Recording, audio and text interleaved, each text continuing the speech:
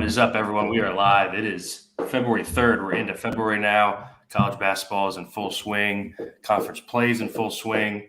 We had a fun week here at Run Pure Sports. A bunch of members did well. We've got a massive day of games today. One of the better regular season slates, I think, in recent memory. Like just today, we've got, I think, 4 games with both teams in the top 10. We got Tennessee at Kentucky today, Houston, Kansas, Iowa State, Baylor, Duke, Carolina, Yukon, St. John's, Florida A&M, Colorado, Utah, Texas, TCU. Bunch of great games today, but guys.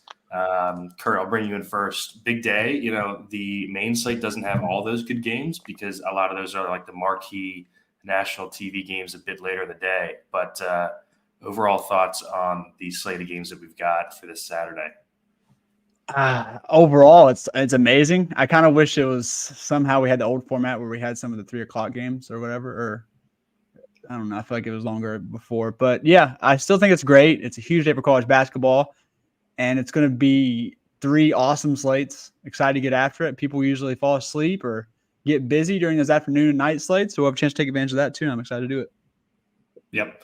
Let's bring in Gav here. Gav, lots of awesome games today. Last Saturday, we didn't like a lot of spots for betting, but I know we were talking yesterday. I've already fired out about a dozen spots or so. I think you have as well. What are your thoughts today?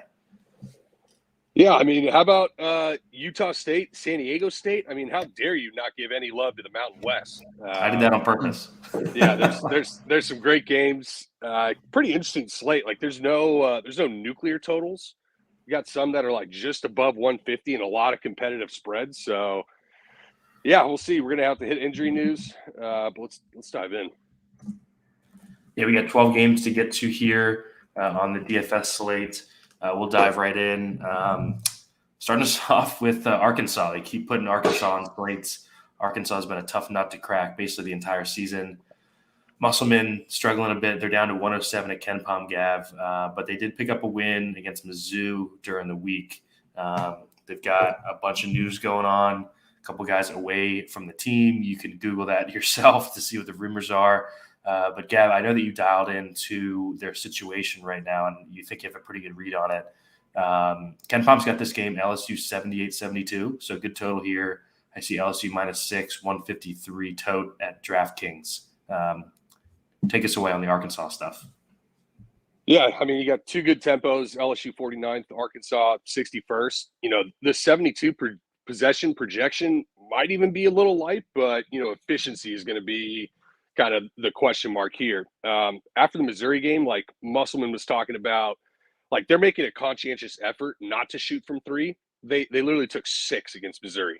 And that works against a zone that you can get into the middle of. We'll see with LSU a little bit more kind of pack liney and forcing you to shoot over the top. But Muss also was talking about, you know, it looked like the Arkansas of old, sense of urgency, jumping in passing lanes, playing on the defensive end. So seeing L. Ellis not play and seeing Caleb Battle's minutes evaporate are 2 of the most unsurprising things after you kind of hear some of that context. He did mention kind of specifically also like Missouri running 2 smaller guards allowed them to run Menafield and Blocker on the court at the same time. So like Tyrell Ward could play one of those guys off the floor, you know, as a bigger off-ball guard, but like Mike Williams, Trey Hannibal, not are big guys. So still could see a decent amount of Blocker and Menafield here too in the spot. Yeah, 6 is a lot. Money's going towards LSU and the line's going up. Tend to agree with the spot for LSU. I mean, who knows where Arkansas is still at with the lovesick boys. And I think I expect Brazil probably to miss again with the knee. Like, I think it was a surgically repaired one in the offseason, if I'm not mistaken, too. So, yeah, good spot to target, good total. Some pretty cheap pieces definitely in play. The lovesick boys, Kurt. I love that. Let's go to DFS, Kurt. We'll start with Arkansas. I think basically can only play guys who start here is kind of how we've played Arkansas. We have seen a couple of their pieces price up. Jalen Graham had a huge game the other night. Would be surprised if he didn't start again. He's at 5.2. And then Gab mentioned Menafield and Blocker. I think at least one of those guys are going to start. and they're also cheap. Are you going to any Arkansas here? Are you chancing them to start the slate? What do you think there? And then LSU's running a pretty deep rotation right now outside of Jordan Wright and Jalen Cook. I think those are the only guys I would even look at for LSU. What do you think? Yeah, I don't think there might not be a single main team play. I think you can get away once you see the starting lineup. If you just fall on that last spot in your main team, you wanted to play the starting guard for Arkansas, whether it's midfield or blocker, I think it's okay. It's risky as hell, but no main team plays. I will have some Cook and GPPs, and then Arkansas actually have probably sprinkle all their starters a little bit besides Tremont Mark, which even though he's the safest, I want the value. Hopefully we get a nut game from one of the value guys. I think it's risky. That's why I'm only doing it at 150. They've actually not been as bad to me. I know me and you had the nice who we catch when you won the seat. You took a seat from me. Yeah, we had Battle do well. So yeah, Battle was like 3-9 and started last minute. Yeah. Yeah. So they've been fine to me, but it's still risky as hell, and you have to be aware of that risk. Gav, what's actually funny is both of my seats have come on Arkansas slates. That's what I was saying. They've not been bad to us. Yeah. What do you think here, DFS wise? I think I like the cheap Arkansas guys a bit more than Kurt does, just because of the game and the general lack of value on the slate. What do you think? Yeah, I really like Benefield in this spot, to be honest. Arkansas runs pick and roll at the 5th highest rate. LSU defends it at like the 201st point per possession defensively. Arkansas gets to the line a ton. LSU fouls them a bunch, which helps Benefield in both spots. They're definitely going to be allergic to threes without Battle in there. So, yeah, I think Benefield is definitely priced to play. I expect him to start. It sounded like he was more of the kind of true point guard that Muss was referring to in the press conference, and it was more the ability to play blocker kind of with scheme. So yeah, I think Benefield's priced to play. Are we gonna talk about Mikael Mitchell? Like, holy shit! Coming off his just birthday smash game, back-to-back double-doubles, now priced up to 6'4" against a pretty soft LSU interior with the pace up. I don't know if I can do it. I get it, but I just don't think it's going to be for me. That's definitely a play. Like, how much do we think he's going to be owned? Not at all. But I think people will click him, dude. He's got back-to-back 40s. He's not going to start. Jalen Graham's going to start again. Jalen was really good last game. I watched that game. He's just a good player. Like, I don't know in both of his spots how he hasn't earned more playing time. He must be like a nightmare personally or something, because every time he's on the court, he produces. Jalen Graham.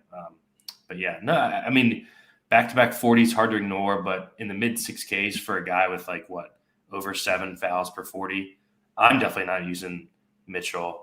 But, I could see it like in the mini-max or something. You get some of them.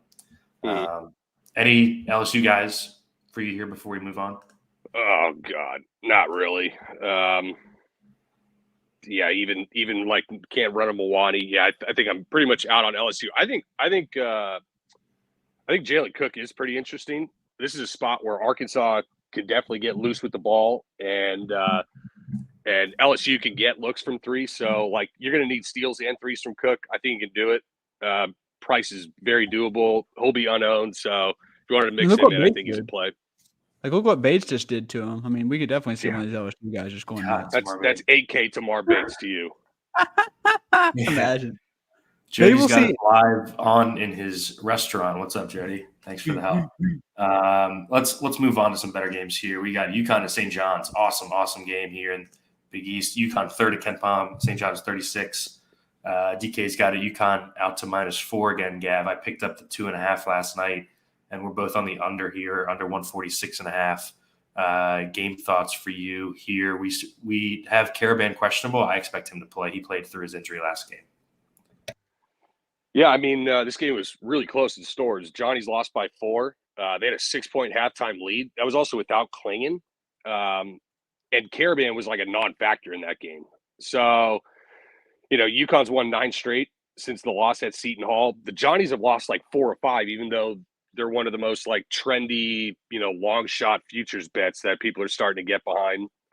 Back at home, they played 12 fucking guys against Xavier. I mean, I don't know what you want me to do with the DFS situation with Soriano's matchup when they're playing 12 guys in a rotation. So, it's going to be ugly. Like, I think the team's well suited to guard a lot of Yukon's off-ball screens and switching actions with, like, the Dingle, Luis, Ledlum. Like, not to say that those guys are elite defenders, but they can at least kind of switch, like, 2 through 4 and be all right. So, stylistically, makes sense. I get why, the spread is where it is. But, yeah, just with Klingon in there, I took the Soriano under 15.5 points, too. I just think this is a dead nut under spot, especially if Caravan's going to be hobbled. I like this thing. Dude, UConn's like 310th in tempo, and they're like outside the top 300. Like, this team is going slow this year.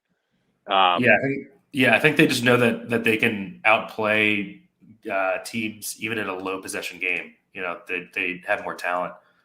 Love the Soriano under 15.5 points. I took that this morning too. Klingon is just impossible to score on the block.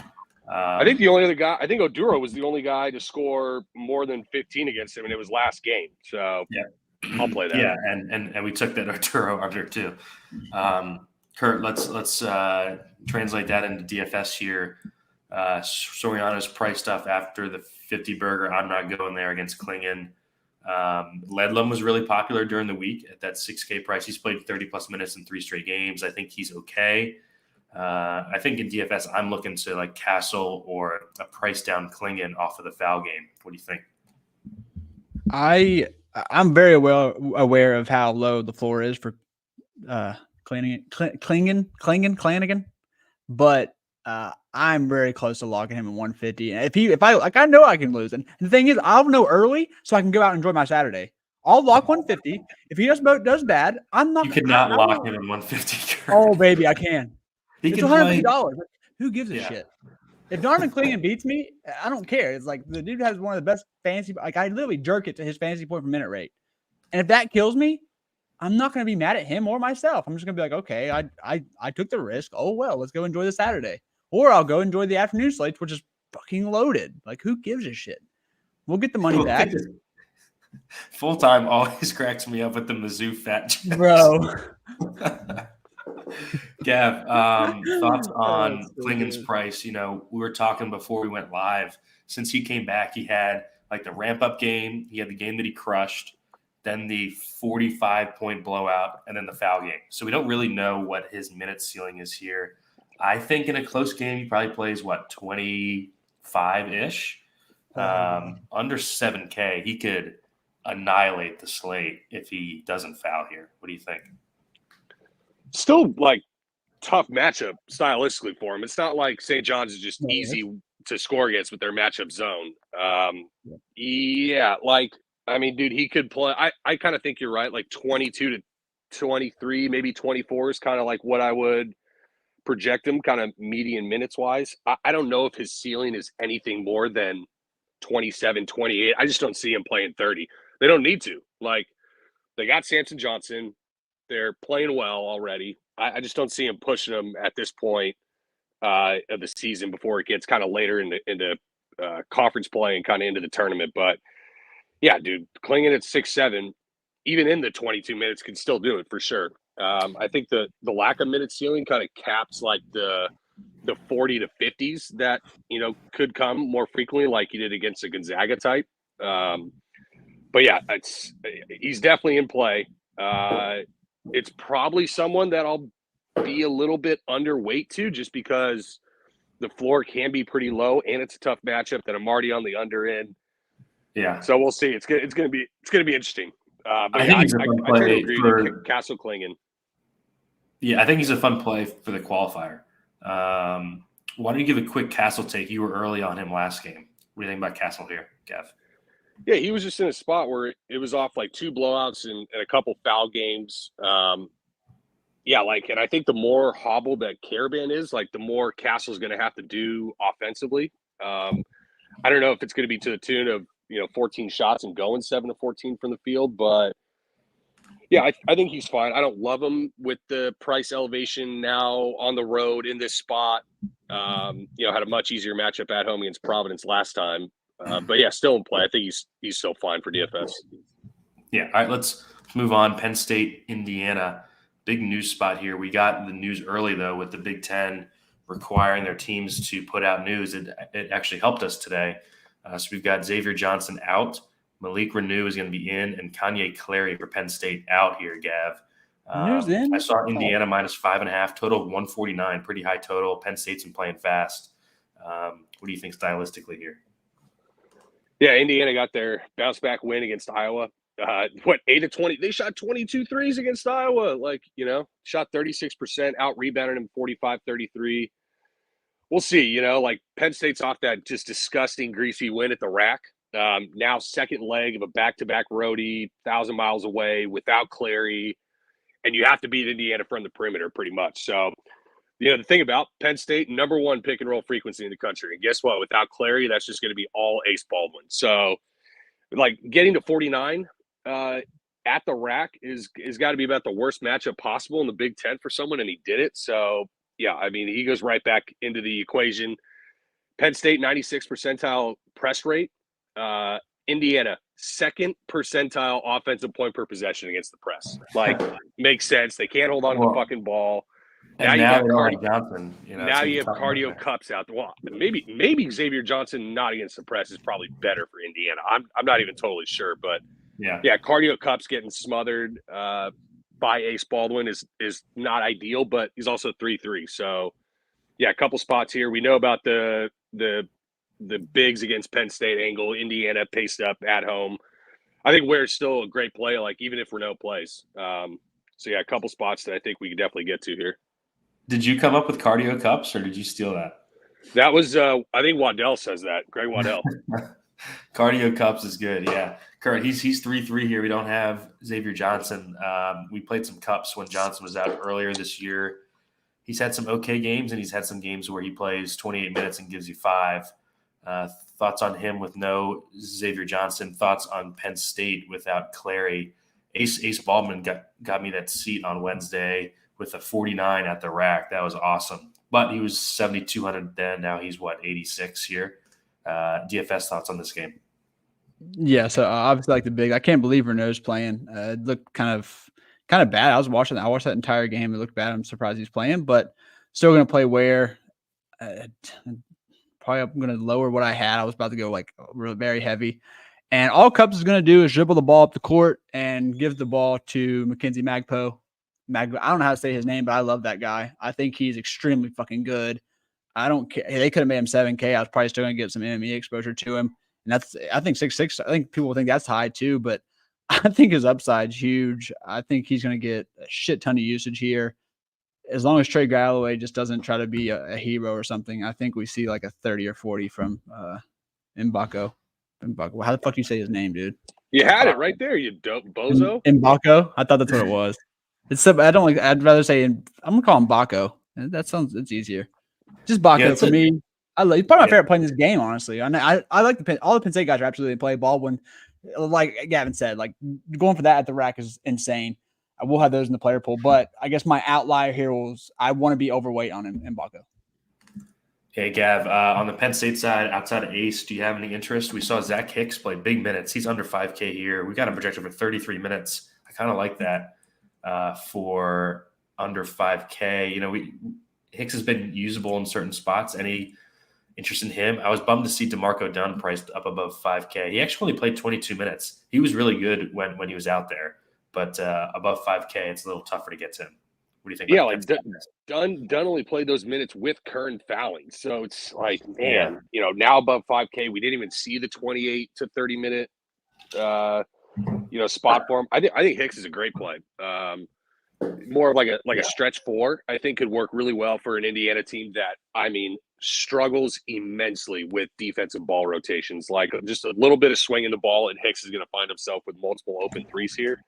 Yeah. Can pitch in some rebounds just from being, tall enough. And if Renault's going to play, he's going to be traveling with Hicks. So you also got a guy with a gimpy ankle, following him around. So I think Hicks is in a pretty good spot, especially with Walker being killed from Renault returning. Yep. All right, we got to speed it up a little bit here. Let's go to the final game in the noon Eastern window, VT at Miami. My Hokies in a tough spot here off the Duke loss on Monday. I think this is a good spot for Miami. We talked about that yesterday, Gav. DK's got it. Miami minus 3.5, 152.5 tote here. Game thoughts.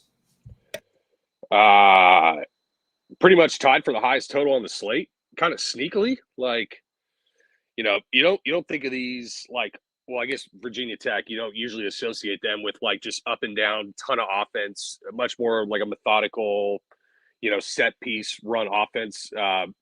Miami won this game by 4 at Virginia Tech, but it was without Couture and they had full health, Matt Cleveland. But that being said, like this Miami team also really hasn't been fully healthy in a while. Even guys who have played through, dings with Pac's ankle or Omir's ankle, I think, as well, too. So Virginia Tech matches up, I mean, pretty well stylistically, but it's 2 heavy jump shooting teams with top 10 shot making metrics. So first game was 70 possessions. This is going to be higher efficiency, lower pace than the Arkansas LSU game, but still expect to see some pretty good spots here DFS wise. Yeah, Kurt, we got Matt Cleveland questionable here. I think he's going to play. He's missed their last couple games. With Cleveland back, that kind of kills Keyshawn George a bit. I think everyone's kind of priced where they should be here on the Miami side. Padula continues to project well. I continue to not buy the projection. I think the games without Couture are kind of skewing him upwards a bit. Despite the big total, I don't have a ton of interest in this game. Maybe an Omir at 9-2. What do you think DFS-wise here? Yeah, everything you just said, everyone's priced so correct. I mean, they even got Robbie Barron up to 5.8K. Like, I just can't do that.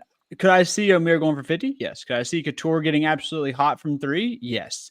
But everyone just priced so correctly that if Cleveland does play, I don't want to be overweight on anyone in this game. I honestly, I'm probably going to be way underweight on Omir. I have to blame him because his upside is insane, but I'll probably be way underweight on him. I have a feeling. No conviction here at all. Maybe we get Cleveland out and we can play some of these guys, because if not, I'll probably be very low.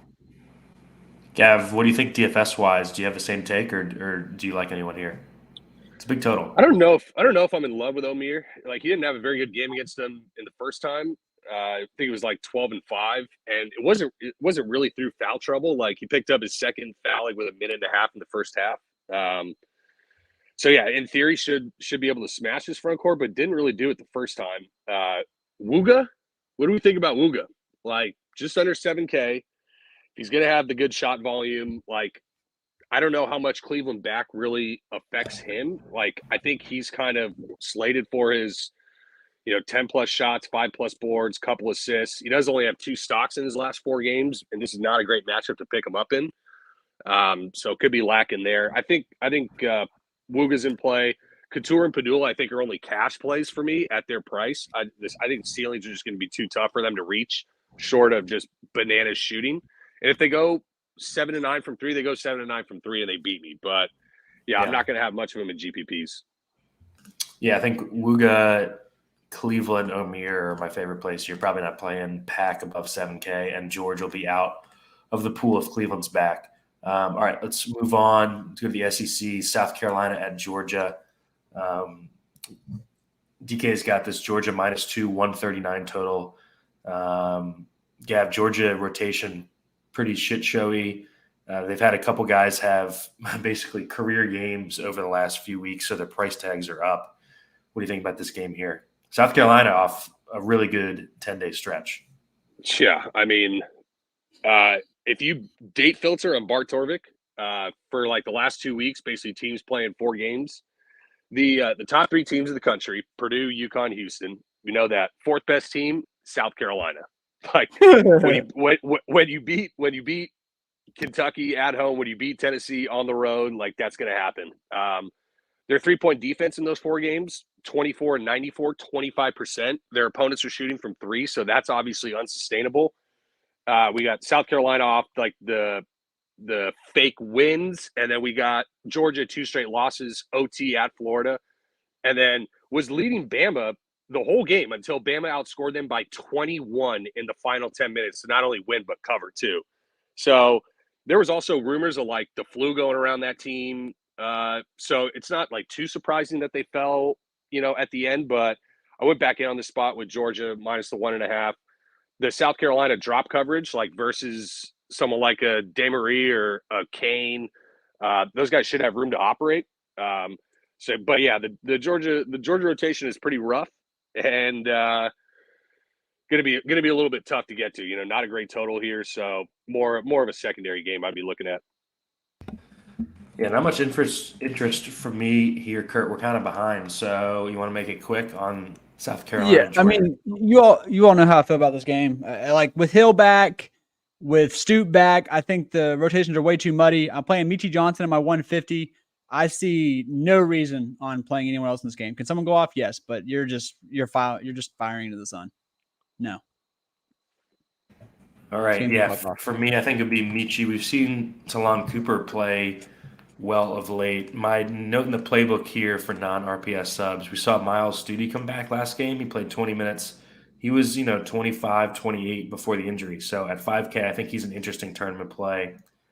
Any opinion on him, Gav? Sorry, I was blowing my nose when you were talking about the game. Studi coming back, like if he starts at 5K, maybe?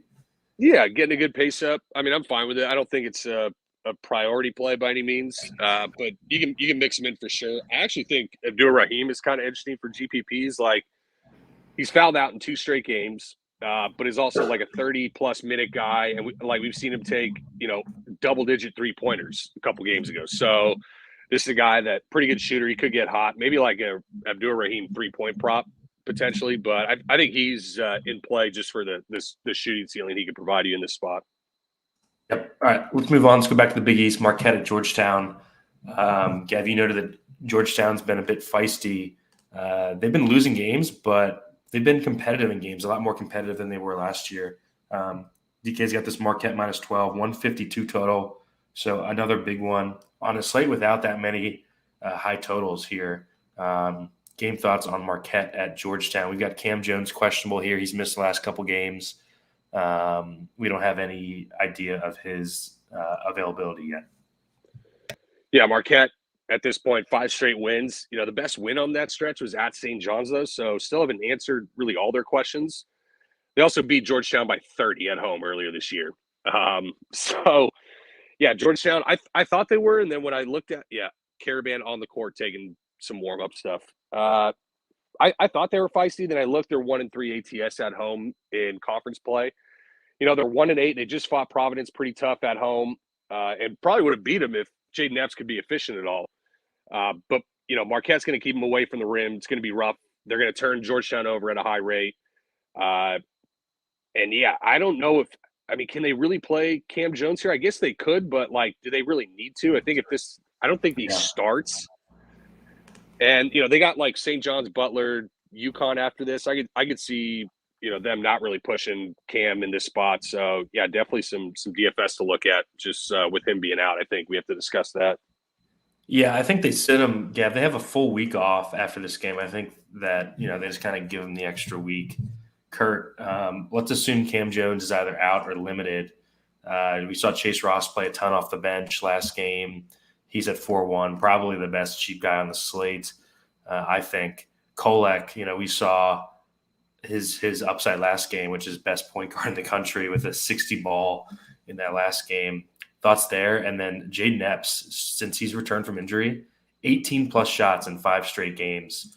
Gav, you and I talked on our Big East preview show that Cooley kind of finds his mega usage guards and jams them max minutes and just lets them take as many shots as they want. And that's exactly what he's found in Jaden Epps here. So, Kurt, DFS thoughts on this one? Yeah, I'm going to have probably all Chase Ross. If he gets me 10, I think I'll honestly live with that. I think he has upside for more, but let's say worst case scenario does get me 10. I'm fine with that.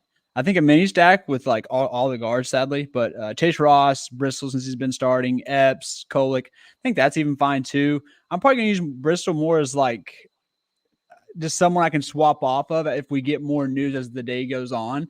So I kind of probably will be at first be overweight on him and then hopefully branch off onto some other guys once some more news comes out that maybe we don't even know that might come yet. So that's kind of how I'll be approaching this game. I haven't been playing 8K Oso. It's not really hurt me that bad, so I'll continue to not do that. I'm not playing Georgetown roulette with those guys. So yeah, that's all I got.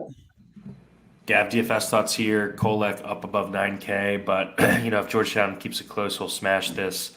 Chase Ross, I know you're in on, and then thoughts on Epps or a cheap Wayne Bristol who played 32 minutes last game.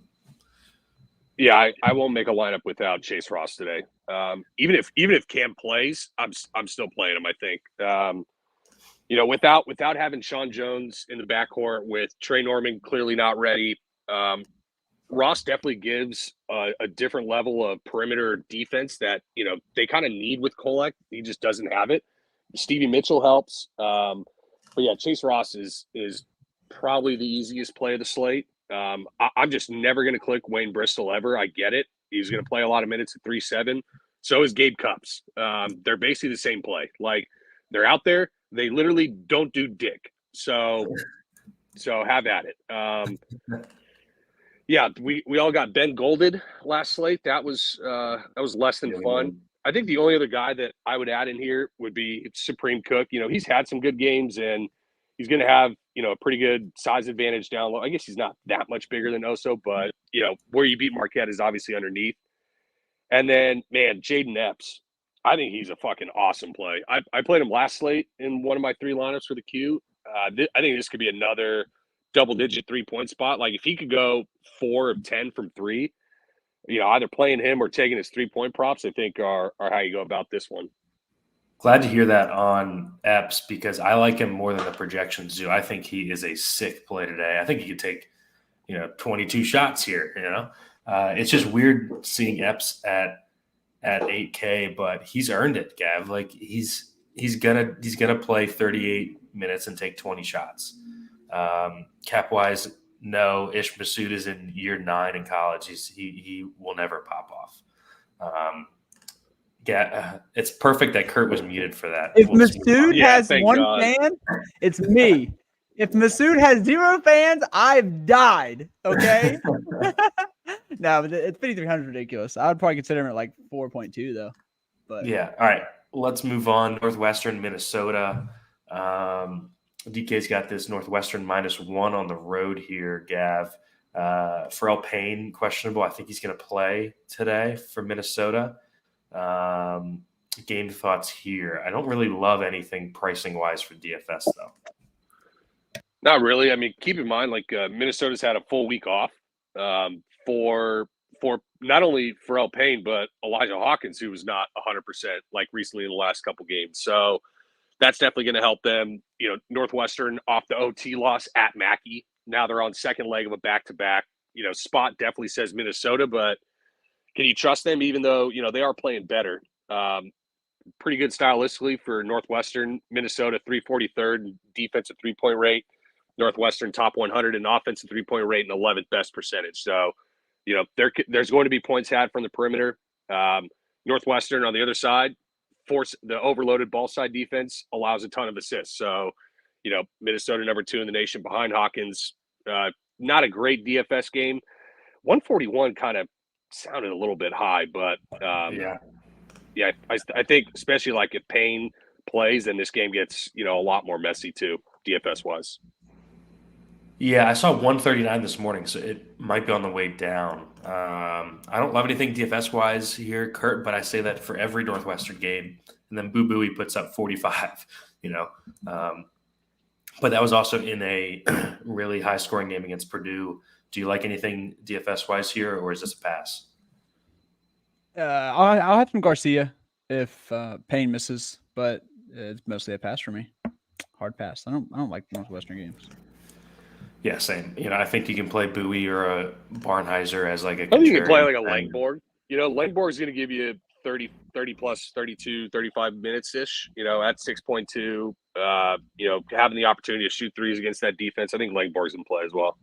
Yeah, I think Langborg is a good floor play. I'm not sure. Like, it's only 400 more for Klingon. J-Mo in the chat says, did we talk about Ware and IU? Yeah, just rewind. We talked about that whole situation there. It was a third game. Yeah. Let's move on. K-State at Oak State. K-State still -1, Gav. I actually thought that Oklahoma State would take more money here, 135 total. The big news here, Oak State lost Bryce Thompson last game. I was going to call him Bryce Williams, which is their like high usage guard wing, which kind of opens up some minutes here for the cheaper Oak State guys. Not the best game environment, but game thoughts here overall. Yeah, I mean, Oklahoma State's only Big 12 win is against Jesse Edwards-less West Virginia. They're out there second, just absolute ass pounding at the hands of KU. So, that happens. But K-State's also been looking awful, dude. Like 3 straight double-digit losses. The last 2 have been by 20. And they got KU on a quick turnaround at home at the Octagon on Monday. So K-State won this first game by 4 at home. God, I really want to bet Oklahoma State so bad, but god damn do they suck. K-State 348th in turnover rate, but this is also the worst Mike Boynton defense in terms of forcing turnovers since like 2018. Yeah. So can they really take advantage of it? I actually think there's some pretty interesting DFS spots in here, though. That being said. Yeah, Kurt, with Bryce Thompson out, we have some cheap guys in play here. Connor Dow has been starting the Frosh for Oak State. I've actually used him the last 2 slates. They've been on like secondary slates, so not really part of our main focus. But I think I'd rather use him than like a Gabe Cupps or something, just because I think he might have some upside. He paid off his salary last game without even scoring. So thoughts on him. And then the K-State guys are all still priced down a bit. We saw Cam Carter go like 2 for 15 from the floor last game. He's still under 7K, averaging over 30 DK per game on the season, though. What do you think DFS-wise here? Yeah, I kind of got an unorthodox take on this game. I like the cheap. I normally try to avoid playing roulette with these people, but I want, in most of my lineups, I want one of these OK State guys because I think they're priced correctly. And I think we could see two of them get there. Like I'm talking about Small, John Michael Wright, Connor Dow. There's another one. I was hoping maybe that Gavin would kind of give more clarity on what he thinks they do. I mean, because you got Williams who sucks ass, Hicklin. I want most of my lines. I want one of these guys. I think there 2 will get there, and that's more than enough, and it's worth it to play the roulette on that. And then I also, this isn't my rule, but I will be probably slightly overweight on all the K-State guys. I don't love them, but I want to probably have 15% of each. Carter, Kaluma, Perry, mostly Carter. He's probably going to pop soon. Yeah, Gav, any favorites there for K-State? And then why don't you break down the Oklahoma State options DFS-wise? I think John Michael Wright might play like 38 minutes here. Yeah, on the K-State side, it's probably Cam Carter pass for me. Like, the price, now he's below Perry and Kaluma. With the shot volume, we can pick up stocks. Chips in pretty good peripherally. So, yeah, Cam Carter's probably the only real spot I'd be looking at for K-State. Definitely agree with Kurt, though, in terms of, like, these Oak State guys, man. These guys are fucking cheap. Like, I think I was going to say, I think you need one of these guys in damn near every one of your lineups. Just with the prices that you're going to get for the Thompson, being out. I think you're right on John Michael Wright. He had a big role last year. And like, I think he started each of the last 4 games when he's been going off. So Brandon Garrison, any interest in Garrison? Like, if he doesn't foul, he could just nuke 6.1. He's been a really impressive freshman, like a ranked rebounder amongst the Big 12. And this is about as soft of a matchup as it gets in the Big 12. And if you're a big man, like at home against K-State, pretty good spot for him as well. But, I think Keon Williams gets a little bit of his roll back, but I don't think he goes back to starting and playing 32 plus like he was early in the season. God, Hicklin and Dow. This we're really going here. They're in play. I would maybe Oak State is like the team where wherever you end up, last man in. If it's 4K, it's Hicklin. If it's 5'3", it's Wright. If it's 6'1", it's Garrison. Something like that. Almost just play whoever fits because they're all pretty underpriced in a good game environment. Do you have any read as to who's going to step into the lineup? Is it going to be Keon Williams or Hicklin, do you think? Or whoever starts is – I don't know. I don't know if it really matters whoever starts. Like Williams, Hicklin, and Dow, I think are all going to play meaningful minutes. I don't know if it means any more of who starts. Like they're going to get 30 and the other guys get less. So I'd probably just expect all those guys to play kind of lowish 20s minutes. Yeah, because we saw Dow pop up to 30 minutes last game with the Thompson injury. I think Dow's the best play on the team, and then John Michael Wright, and then Garrison. Garrison, we played him last Saturday in our mains, and he paid off for us last Saturday. Let's just say that. All right, let's move on. Texas at TCU. Good total here, 150 total. TCU minus 4.5. Gav. Texas goes on the road. Game thoughts here. Texas has had really up and down season. TCU up to 22nd at KenPom. I was a little early on them. Remember that neutral game against Clemson where I bet them, and you said that they had played a new one, and they got kind of thrashed by Clemson. They've been good since then. Wins over Baylor and Texas Tech in the last week. What do you think? Yeah, TCU's had I think a whole week off coming into this game, and heads to Ames for a revenge spot after this. But 3 straight wins in a row, whereas Texas is off 2 straight losses.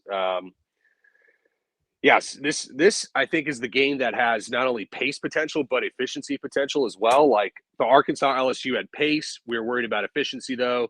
Miami VT, I don't know if we're going to get the pace, but I think we're going to get efficiency. I think this game you can get both. Like this is 2 top 25 offenses versus 2 middle of the road defenses, 2 teams that are top 5 in transition point per possession offensively. So if this game does get up and down, like these teams might really, really score.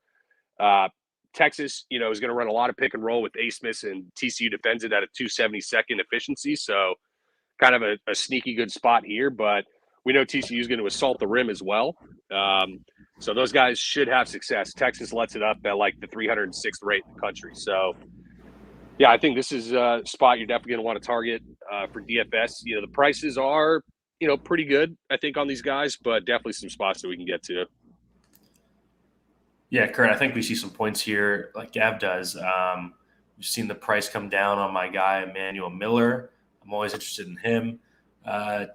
Tennyson, the Corpus Christi transfer, has really played well in conference play. 25-plus DK in 4 of the last 5 games. Wasn't really expecting that from him. He's a decent play in the mid-range. And then Texas, I think you've got Smith and DeSue up top. I think either of those guys could break the slate. We've seen DeSue basically crush in every game that he hasn't fouled. But get this, 4+ fouls in 8 of their last 9 games for DeSue. So there's always that risk. And then the Frosh off the bench, the ugly dude, Chendell Weaver, has a real role now. He's played 27, 25, and 26 minutes the last 3 games off the bench. I think that his role is not going away. What do you think DFS-wise for this game? There's a lot of pieces here. So Gavin kind of took the words right out of my mouth. My take would be I think that I wouldn't be surprised if the winner today has 3 from this game, maybe more. If it goes absolutely perfect, I could just see this being the game that you want. It's not the easiest to pick out. I mean, you do have some landmines, but the person who does it correctly, I really think that it could be the optimal. I want DeSue. I'm riding your boy Miller. I remember 1 or 2 years ago, I faded Miller when you were on him, and he literally put up a 50 burger. It might have been versus Texas. It might have been the same scenario where the game went nuts. But yeah, I want both those guys. And then I think Weaver needs to start eating into more of Horton's minutes. I think maybe we could see that here. So I love him as the value in this game. I have a hard time reading these like ancillary TCU guards like Tennyson, Peavy, Nelson off the bench, Anderson. So I probably won't mess with that. But like Smith, Hunter, DeSue, Weaver, and then just Miller on the TCU side, I could see it going like that. Hey, Gav, what are your DFS thoughts here? I think Miller's an elite play on the slate, not projecting great, which I kind of love. We've seen him around 8K basically the whole season. He's at 7.3 here. Tennyson continues to play over 30 minutes. I think he's a fine like last man in type if you don't play Miller, and then a bunch of plays on the Texas side too. Yeah, how about I'll start with Kendall Weaver. How about friend of the show Barrick? I mean, he was the one who was early to the Kendall Weaver party before everybody. I know. Good for him, but he definitely provides them more the non-scoring stuff that you just don't get from like If Horton. So I agree. His role is pretty solidified. I think Emmanuel, you know what Emmanuel Miller is? He's the late swap option off DeSue if you're dead early. That's what he is. And I think he's an elite play in his own right, like even without, a I late might play swap. both But of them. yeah, I think this is a really good game to late swap because I think we're going to find some guys under-owned in the spot. Tyrese Hunter, is he sneaky at all? I kind of like Tyrese Hunter in this spot. Like the price is very doable and a good pace. Dude, he's just not been the same defender since he left Iowa State in terms of like steals wise that you wish you got. But yeah, I'd probably start like DeSue and then Miller Asmus on the next tier, and then kind of Kendall Weaver. I 6.8K Micah Peavy, and then I open his box score. I just never click him, so I never open his box scores. I'm like, wow, he's actually pretty He always good. projects well, and I never click him. It's fucking nuts. But yeah, Dylan Mitchell is going to be the guy that if DeSue fouls, he can smash. So he's another late swap option to get off what I assume will be decent DeSue ownership. So yeah, I think awesome game to pay attention to, especially if you get down to get some more low owned spots. Yeah, my favorite plays in this game are Miller, DeSue, and Weaver. I think Asmus, we didn't really touch on him, Gav. I think he's also a good swap from DeSue if you have him in the utility spot there. All right, we got 3 games left, about 10 minutes. The next one won't take much time. Virginia at Clemson. DK's got it. Clemson minus 4.5, 127.5 tote. Gav, we've seen Reese Beekman basically pay off value every single game despite low totals, getting there on the peripherals and the stocks, but more of a cash type play. Any game thoughts here, and then any DFS guys in play for you? Not a ton. Like Clemson beat Louisville by 6. It's kind of a misleading box score. Like they led 34-22 at half, and they led 45-27 with 10 minutes.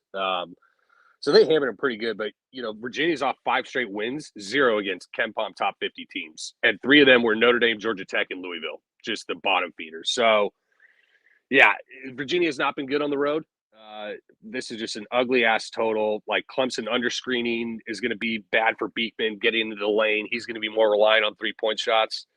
Maybe like a Joe Girard against the pack line. Like if you just land on a Joe Girard, or you have to play a low-owned Girard as a late swap guy, this could be a spot where he gets like 7-8 plus threes up. But other than that, I think it's pretty slim pickings on the DFS side for me. I just never play Virginia games on a 12-game slate. Yeah, Kurt, is full cross off from me. You're more of the 150 guy. Will you have any Beekman, any Ryan Dunn, anyone here? I might have done, but that's just a big maybe. No one else in this game. All right, let's move on. We got 2 left. Let's go to a game that probably shouldn't be on the slate. DK, you can make it a 10-gamer, and it's fine. We don't have to have 12 games every Saturday. Mizzou at Vandy is next. Mizzou minus 1 on the road, 140 tote. 2 of the worst teams in the league. I think the 2 worst teams in the league, Gav. You can correct me on that if I'm wrong. Game thoughts here. We see Martin from Mizzou is questionable. Tamar Bates, what a game from him on Wednesday at 6K. He's now up at 8K, though. What do you think here?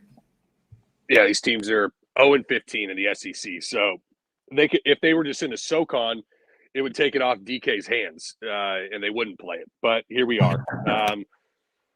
God, he's still also 75 spots lower in KenPom than an 0-7 Missouri team in conference. So let that sink in about how fucking bad this team is. Yeah, not a ton to add. Missouri 226th in tempo, but 30th in shots in transition. A lot of what's slowing their tempo down is their 88th percentile zone D frequency. They're 101 in average possession length. So Vandy's usually going to be a slow half-court team with a lot of off-ball actions to try and free shooters up off screens.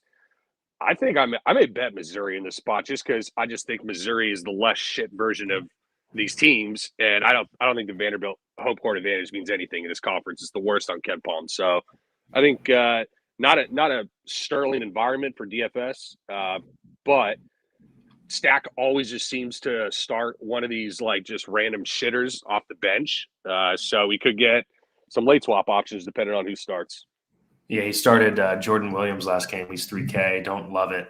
Actually, as we've gone through this show, Gav, I'm liking more value than I thought I did coming in. I think there's really good value in the 4K range today. Kurt, DFS-wise, Sean East continues to jam max minutes. Had a really good stock game. He was kind of threatening a triple-double last game. He's at 7.4. He always goes low-owned. I think he's my favorite play of the entire game. Probably won't touch any Vandy on a 12-gamer. What do you think? I actually will touch Vandy. I agree. Sean East is probably the safest play in the game, but I will touch Vandy. I think all different prices, but between the three guards, Lawrence, Mansion, who's been playing terrible, and then Evan Taylor, probably going to be Taylor. But I think one of these guys get top from behind the arc. I mean, Mizzou absolutely just gives anything up behind the arc. I'm pretty sure they're almost like dead last in Division I. So I think one of them get hot. I think they're decently priced. So you talk about 4K value, guys. 1% Evan Taylor. Maybe he makes 4 threes for us. I've seen weirder things. Hey, Gav, anything DFS-wise for you here? I know you're not going to 8K Tamar Bates, but had to shout him out for that insane game. Any Sean East interest for you? I almost spit my beer out when I opened up the slate and saw 8K Tamar Bates. Shit my pants and spit my beer at the same time. What a world. Yeah, I'm probably not going to be playing any Sean East in this spot. Believe it or not, I kind of think Evan Taylor's not bad.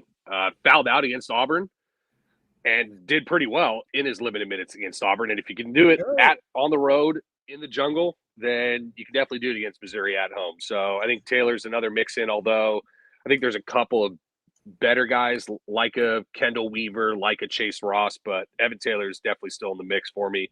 And then the only other guy I'd probably play on Vandy is if Williams starts again. I'm fine playing him if he starts at 3K. Yeah. All right, let's go to the last game on the slate. I know Gav's favorite game on the slate, Utah State at San Diego State, 2 top 30 teams in KenPom. It's cool to have them included on the main slate here. Gav, San Diego State minus 5.5 last I looked, 147.5 total. I know you said you had a bit of interest in Utah State here maybe at that larger number. What do you think about this game? Yeah, this we need San Diego State for our New Mexico futures after they lost to goddamn Boise, those assholes. But San Diego State's off the loss at Colorado State in a desperation spot. They're also 0-3 on the road, but you know, Viejas is one of the best, probably the best home court advantage in the state of California.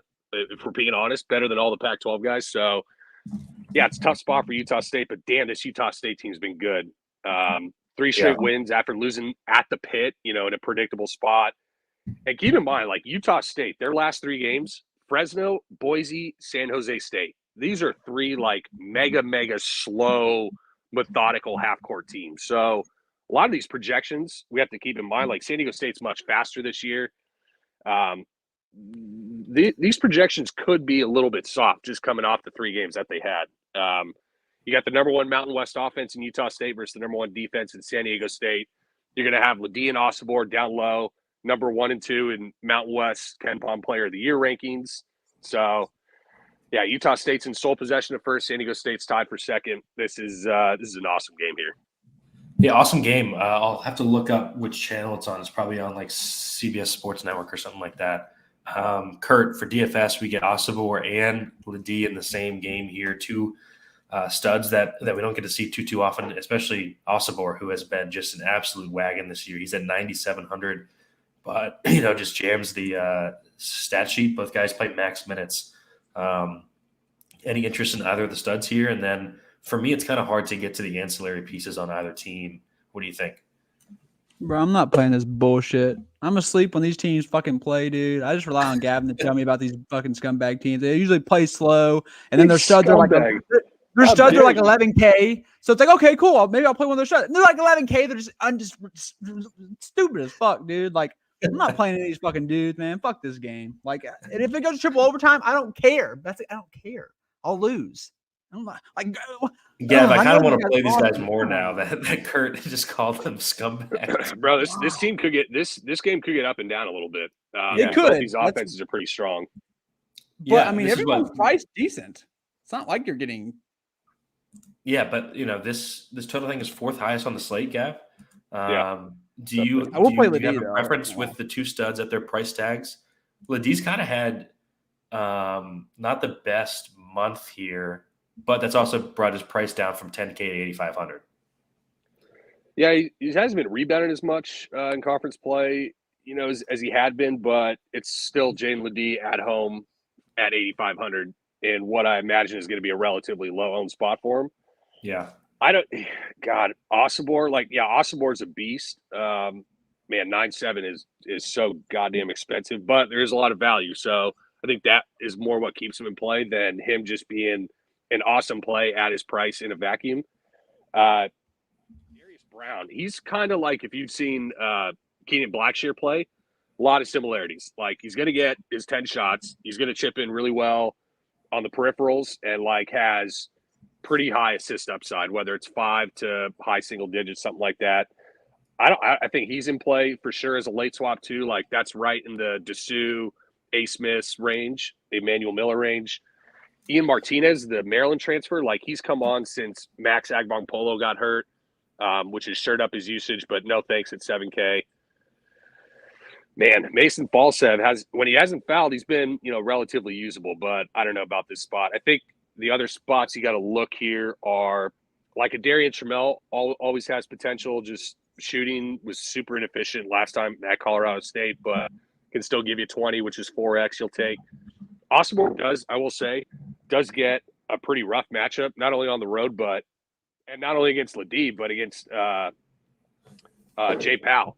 Like Jay Powell's kind of turning a little bit into the Mensa role, like just a rim protector who does nothing more, like in Mensa's first year when he played low minutes. So not the great matchup for him. I think that's pretty much what rounds out my thoughts on that game. One thing we didn't mention, Gav, both of these bigs, Ladie and Osibor, top 30-ish in fouls drawn. So you do have the foul risk on both sides here. So lots of upside, decent pace, but you do have the foul risk. Someone has best value forwards. We talked about a bunch of them. Actually, I think most of our values at guard today. Am I wrong, Gav? I think the best value forward for me is probably Hicks for Penn State. Just off the top of my head, I think it's Hicks under 5K. Kurt, let's go. Let's wrap up the show. It's 10. We need to do our own lineups here. Overall slate thoughts, and then if you want to do a play of the day. I think it's a great MME slate. So I decided to max today, even though the contest structure is horrible. So for the first time this year, I'll be 150. Up top, I'm going to go two kind of off the wall guys. Won't be high owned. I'm going to get Jalen Cook up top. Hopefully Wright has an off day and Cook has to do a lot more. And we kind of see a freaking absolute pop game versus Arkansas. And then down low, I obviously like the other 4K guys more. I think they're safer, like Ross, Weaver, guys like that. But off the wall play, I'm going to go with Mr. Evan Taylor. Hopefully he gets hot from deep. Have overall slate thoughts. We got a 12 gamer, but not – see, I kind of don't think that there are a ton of guys in play for a main lineup at least. I think the main lineup is going to be pretty I'm not going to consider too many guys for a main lineup. I get that there are a lot of guys in play, though. Overall slate thoughts, and then your play of the day, not obvious guy. Yeah, I tend to agree. I do have a pretty good sized player pool for a 12 gamer. But yeah, when you start trying to insert guys into the main lineup, it's probably going to be 2 to 3 punts, and without a ton of elite spend up options. There is a couple for sure above 9K, but we don't have the Edys, we don't have the Dickinsons, guys like that. I think you have to. It's mostly going to be injury news driven. So not only in the first window, but you got to follow the news kind of as it goes. I think without saying, dude, I think just talking through it, Jaden Epps might be one of my most favorite plays of the day today. Damn it, you took mine. Bro, you lock in 18 shots, 35 plus minutes, at home against Marquette. God, and if they don't, Georgetown's going to lose by 30 again. I mean, they could lose by 30 and he could still take 20 shots in this game. Yeah, if they lose by 20, it's going to be 6 of 20 from the field, though. Yeah, that's true. My play of the day is, so my overall slate thoughts. Coming out of the show, I like the value more. I like Chase Ross a lot here. Warming on Zach Hicks. And then one of the Kendall Weaver or a Connor Dow, one of the Oklahoma State guys I think is good. And then my play of the day is going to be Emmanuel Miller from TCU. I think all three of us really, really like that game. I think people are going to play DeSue, but not much else from that game. So I kind of like 2-3 pieces from there, especially in the qualifier. So, all right. Well, we got to hop off because I got to blow my nose again. Made it through, soldiered through. We got an awesome slate of games. If you're a Run Pure Sports member, the playbook is up. My core will be up in the next 20 minutes or so. Kurt and I will be in Discord all day, posting lineups, posting news, reacting to news, and we'll have cores up for the other two slates as well. Those are, the prize pools aren't awesome, but the games are awesome. So we'll be playing those slates for sure. We might have projections. I'm not sure yet, but definitely a core, and we'll be in Discord to answer all your questions. If you aren't a member, go ahead and join us for the stretch run. It's all sports one price. Bunch of sports going on right now. Super Bowl next weekend. So we will catch you all next Saturday. For Kurt, for Gav, I'm Steve. Enjoy the games today.